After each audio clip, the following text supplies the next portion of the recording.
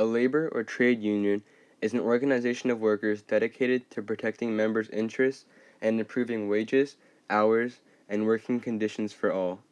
Labor unions today play an integral part in the lives of workers all over the world. For different jobs, there are different unions which unite the workers. As working people became more involved in politics, they started to press for reforms by joining together in unions. These unions bargained for better working conditions and higher pay. These labor unions used the values of the American Revolution and promoted social equality, honest labor, and a virtuous citizenship. If factory owners did not comply with their requests, they went on strike. Skilled workers were most effective at strikes because they could not easily be replaced. Labor unions grew very slowly because of laws against them which were later repealed. As people worked hard to grow labor unions, employers also worked hard to stop labor unions. The government usually sided with the employers and shut down strikes. By World War I, unions won more legal rights and began to grow.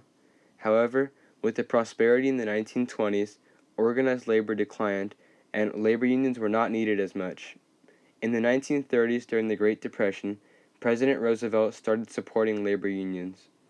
The amount of Americans in labor unions grew massively. The first national labor union was made in 1830 by John Dougherty in Manchester.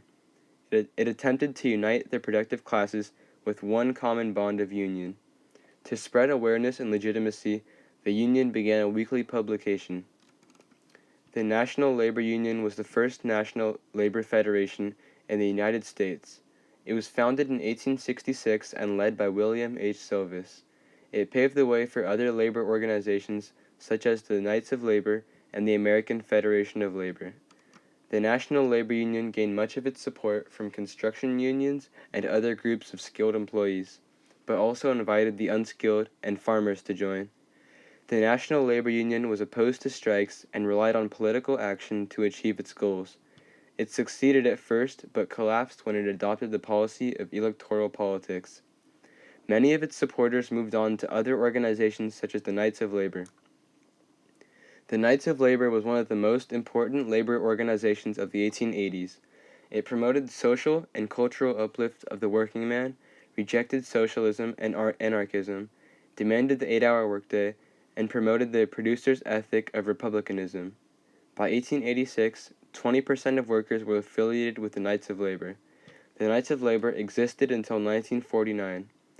The labor unions are based on economic power, not political power. After the 1970s, new political forces provided competition. Between 1975 and 1985, union membership dropped by 5 million people. Labor unions today still protect the rights and working conditions of workers in all different types of jobs.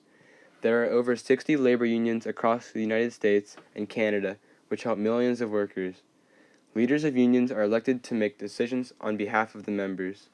Labor unions are very controversial to Americans. They value individuality over solidarity, but many of our freedoms today were won by labor union efforts.